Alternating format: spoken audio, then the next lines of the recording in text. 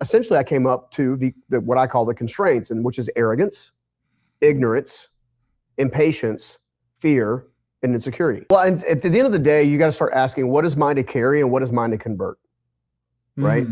So you've got to carry the weight of the responsibility and accountability as a leader of being as congruent as you possibly can. And I'll give you a frame of reference here in just a second. The other thing is, what can you convert? What, as you just mentioned, with people that we admire, they've do great things in the world. Many of them are big businesses. Many of them can be strong leaders, but they're like everybody else. They're human, right? They're fallible. I'm human. I'm fallible. There are leadership traits, and I'll give you an easy one. Like we were talking about off air. I used to be very domineering, controlling energy type, not because I was trying to hurt or wound people. I simply wasn't aware of it. I was simply trying to literally go from homelessness to getting stability, right? And out of that came a lot of extra tenacity and grit. So much so that when I'm trying to figure out what I'm supposed to carry and what I'm supposed to convert, I started looking at it through the lens of what I like to call the 5 constraints.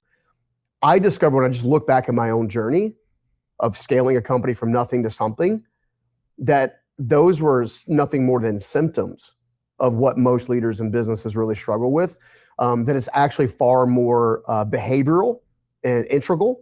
And so I said, okay, well, what was the moments that caused me the greatest stress, greatest problems, greatest team member breakdown, greatest issues in my relationships, greatest issues with my kids, and everything. And I've lost millions of dollars, right, with what I'm about to say, came out of emotional dysregulation. Right? Not being able to regulate myself, not being aware of what was causing the frustration that seems to be just a reactive response without ever asking myself why.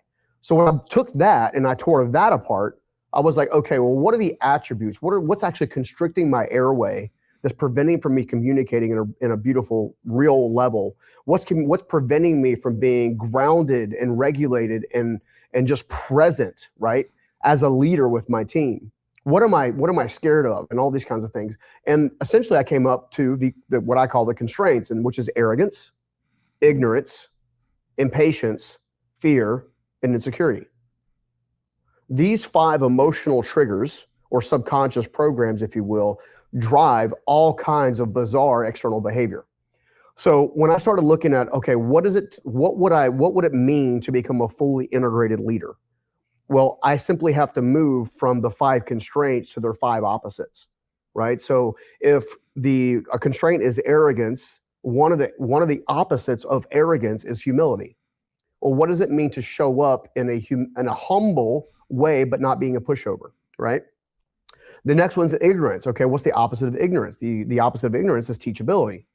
How often am I seeking mentorship? How often am I inviting my friends and colleagues that know me really well to point out blind spots that I can respectfully, without arrogance, look at objectively to see, is there truth there and what needs to change, right? And I think the one that was really interesting, I did this recently, I've done it several times at several events, but I'll say, okay, well, the 3rd constraint, folks, is impatience. I'm curious. I'll ask this question before I even share it with them. I'll say, curious, by show of hands, who thinks you should be further ahead than you actually are? And without fail, 100% of the hands go up, without fail, every time. And I said, you know what's funny? I used to feel the same way. And that came down to impatience, right? Well, the opposite of impatience is not patience, it's presence. It's being where your feet are, right? And being responsible, being grateful, being mindful, taking data that you have and creating a strategy. I know you do a lot of work with entrepreneurs and in entrepreneurial systems, and you know how important it is to try to remove self-triggering emotional responses from data you're actually looking at so you can make a really good decision. The problem is you can't do that unless you're literally present in the moment, present with your team, present with the data, right? It can learn to breathe through certain things, And then you look at fear and insecurity. Like, I don't know about you, but I battled fear of success and fear of failure. Yep. I also battled fear of not being enough. So that comes down to insecurity and worthiness, right? So the opposite of fear to me is compounded faith, by looking at other times where you thought the world was going to crumble or something else that was going to crumble. And somehow, some way, God showed up and essentially not only took you through that, but when he took you through that, he continued to develop people through that, if that makes any sense. And then you look at insecurity, And insecurity, when you're looking at insecurity, you're looking at why do I feel like I need to compete, compare, or otherwise downplay who I am as a person rather than just being the authentic version of who I am. And you start looking at these constraints, and all of a sudden you can start to breathe again because now you got a place to go. You got a frame of reference.